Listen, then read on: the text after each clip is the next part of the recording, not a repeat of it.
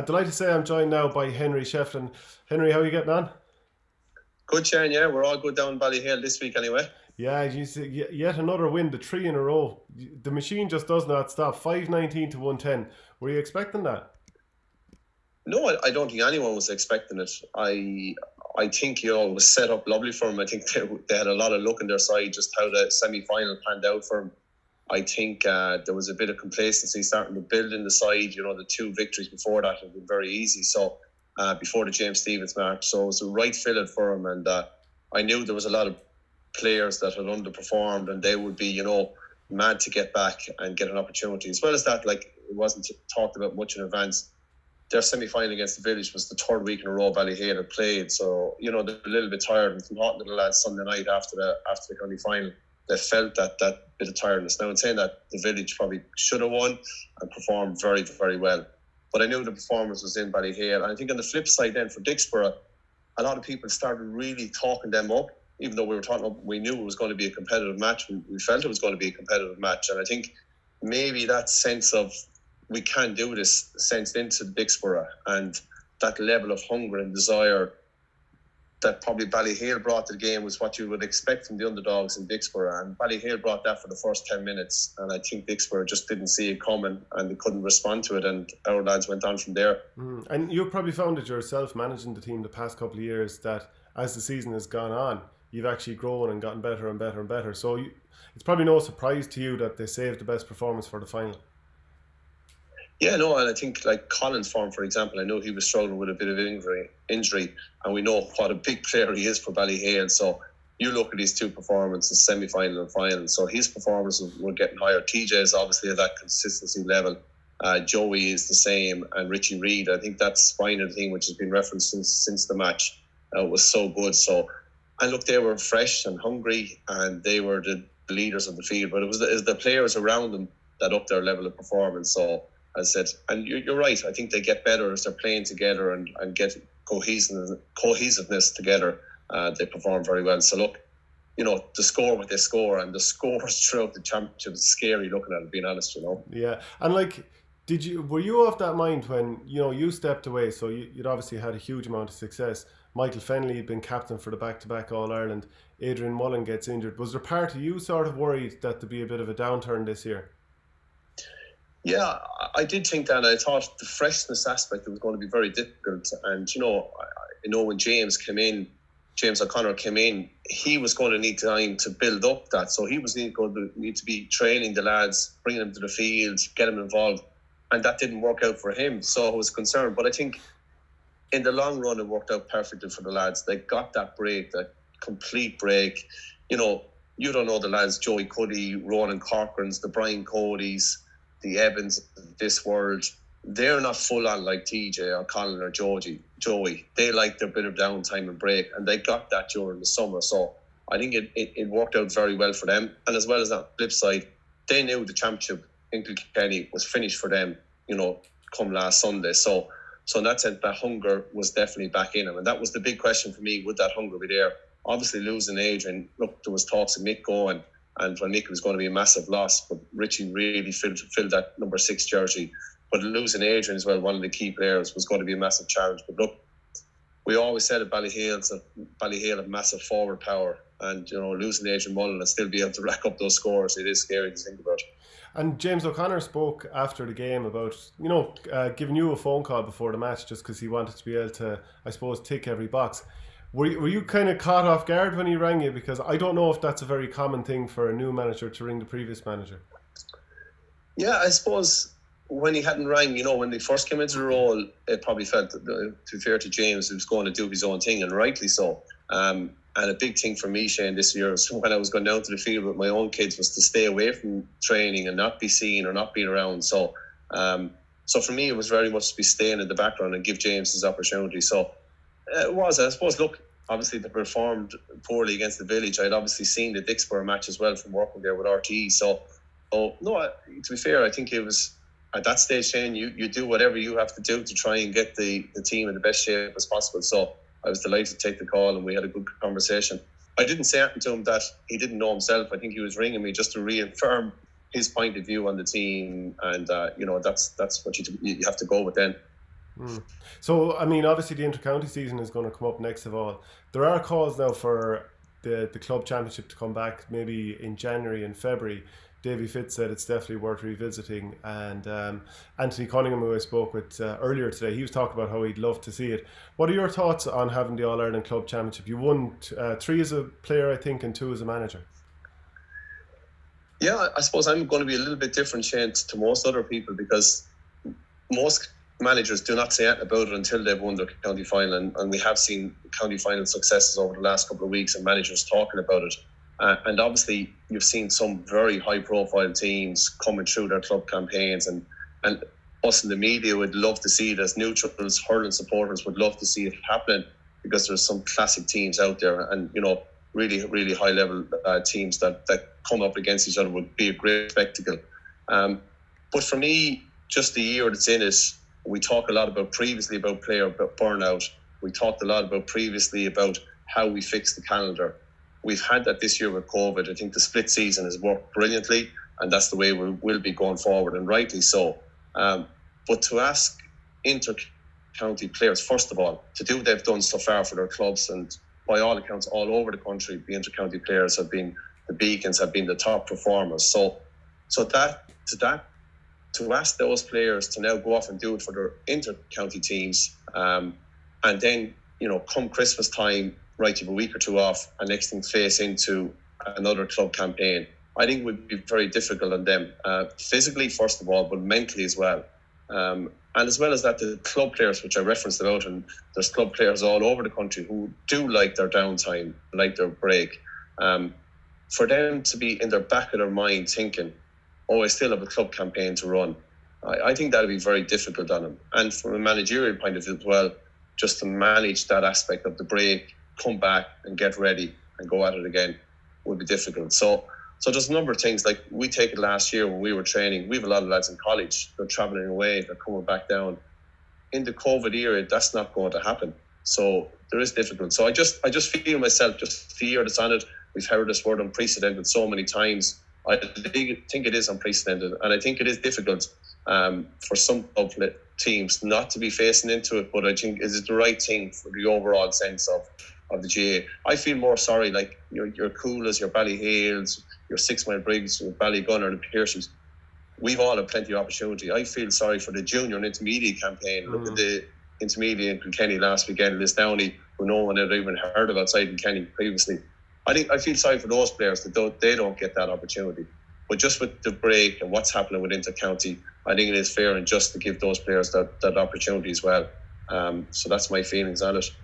Like, it's just even the 50 years of tradition, it's been there for 50 years. Ballyhale have won, I think, 8 of them at this stage. It would just feel like this is another blow for club. So often it felt like club has been second. Now it's been first this year. But you've seen what it does to people, obviously in your own village, like the joy it brings. I've seen it. I've even seen, watching Borrisley lose to your Ballyhale team last year. It feels like after 50 years, this would be a bit of a knock to the club championships. No, I do, and I think you're right. You see the journey, like 6 Mile Bridge went on last year. Borrisley went on last year. I think of a club like Shemraliers, who won it down in Wexford a few weeks ago. Them, it's novelty, and you can bring the excitement that it does bring to the community. But I just feel in the current climate of what we are facing and what is coming next, and if you think about it, Shane, if the inter-county gets ahead, as we all hope it does, but just say if there's outbreaks or if there's lockdowns in certain counties, we know that the inter-county game mightn't get finished then come Christmas, and it rolls into January. And what happens next? So it is very difficult. I think the GA have outlined already is that no pre-season competitions will happen next year. So I think there needs to be a break again to give people the opportunity to go back into, hopefully, 2021, inter-county start, National League Championship break, and then we have a fabulous run at the next club campaign. And I think it gives club players the opportunity, whether they win or lose, a good break. They can really look forward to next summer, knowing that they're going to have their county players back, and they're going to have a right run at the campaign. And if they can win their club championship, well then, they're hoping to fit it into the one calendar year. So that'd be brilliant as well. Are you, at this stage, you starting to look forward to the inter-county season? Do you have any team in mind that you think is most likely to win it? Yeah, no, of course I'm looking forward to it because I think sport has been brilliant for us. It's been a brilliant outlet. So I just think, as I said, I think the intercounty players have really shone for their clubs, and rightly so. And I think that's one of the great things. We've had the benefit of that in Ballyhale, and I know people will say it's easy for him to say this in Ballyhale because they're All-Ireland champions at the moment. But I think we've always seen it as that we would get better as the year went on when TJs, when Collins, when Joeys are training full time with their clubs. I think that's what we've seen this year is that the county players haven't been overly physically demanded by their county teams during the summer. They've had a complete break.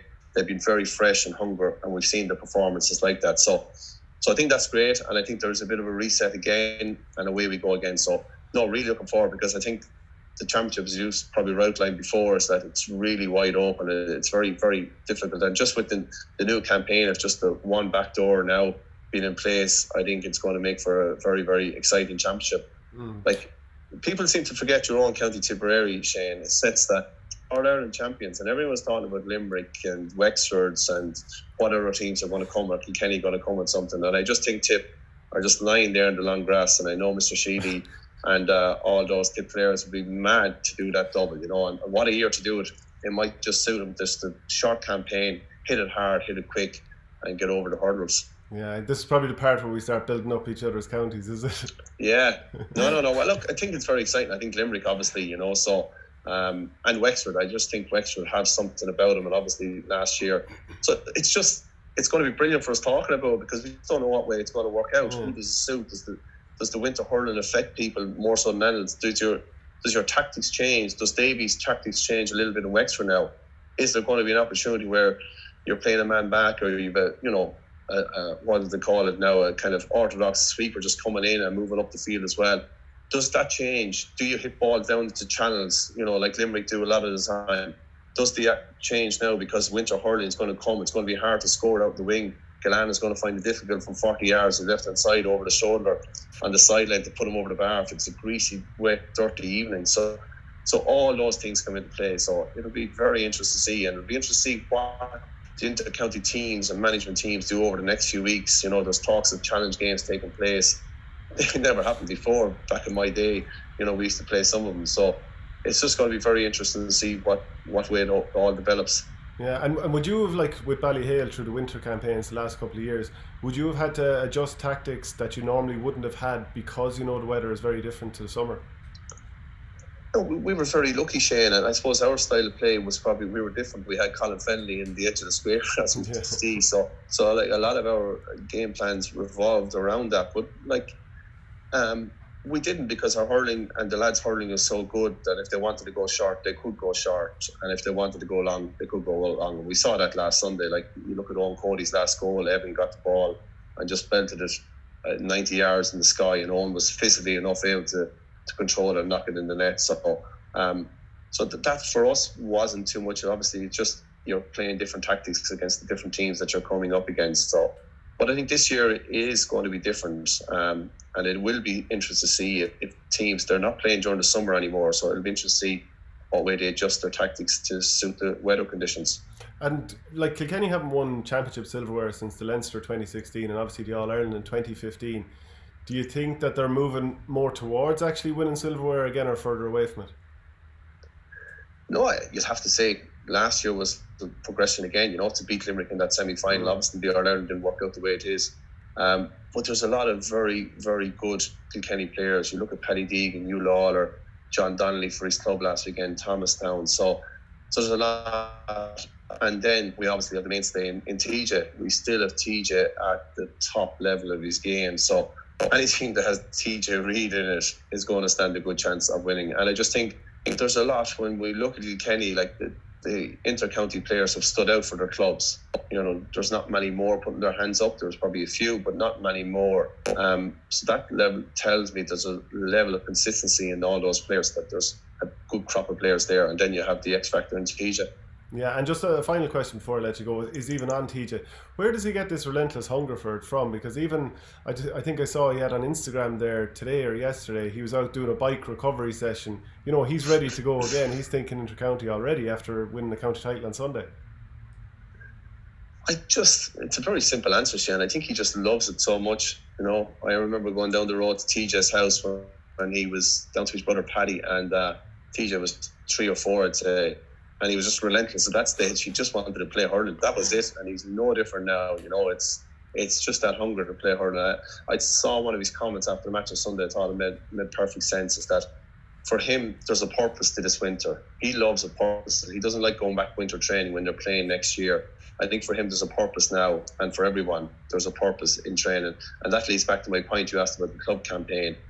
There mightn't be a purpose there, or the purpose might seem a long way away for some club players. So for me, having a purpose, having to find something goal in front of you is very good. And I think that's what he has. But simply, he just loves playing and loves hurling. And he's just, like Sunday, just like, for example, he got injured near the end of the match. I don't know if you spotted it. He went down his ankle, and I was saying they've used their 5 subs. TJ, just stand in the end line, just get out of the way. The next ball came. He's just hunger and desire to win the ball back. He dropped his hurl in Everton. I think Killian Buckley got it, and he went after him, kind of half limping, chasing him down. That's what he has, and that's what he's developed over the years, and physically as well. Obviously, he's developed that as well. Yeah. And do you do much pucking around yourself at this stage? Jesus, Shane, I haven't done much pucking around in a long time up until this year, so I'm back now full time with the kids outside. So just COVID has brought that kind of reset. So the hoopings are a little bit loose in the hurl, all right. But apart from that, Shane, no, it's been good. So no, it's been great to be out packing around and stuff, and it's talking to Tommy and JJ and Hoagie and all these lads, and they're always asking me am I pucking around. So I'm delighted to tell Tommy, because Tommy loves to hear that you're hurling. So Tommy Welsh, that is. So once I'm telling Tommy I'm back hurling, he's delighted. So no, back pucking around and going down to the field during when it opened up there was brilliant with the kids as well. And actually, sorry, just one final thing.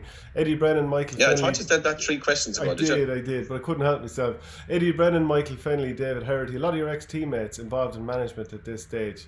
Are you enjoying watching what they're doing? Obviously, Michael hasn't fully started just yet. He's had a few Walsh Cup games or Kyo Cup, I think. Have you enjoyed watching them, and League too, I suppose? Yeah, well, he's a big game. Obviously, they are playing Antrim in the playoff game in the league, so that is a massive game for Michael. So, I am enjoying what they all bring, and everyone brings something different. So, I know Mr. Herity was involved with the Coola boys. So, and Eddie, obviously, I'm looking forward to see what Eddie this year brings to Laois as well. So no, it is great, but I think it's just great just to see those lads in Bell, because I knew them in the dressing room. I knew they were great lads, and I knew they could offer something to a lot of teams. So it's great to see what they can bring to it, But again, it's no different to back to TJ. They just love being involved and love training teams that they're not hurling themselves, Brilliant stuff, Henry. Really appreciate you joining me. Thanks, Ben.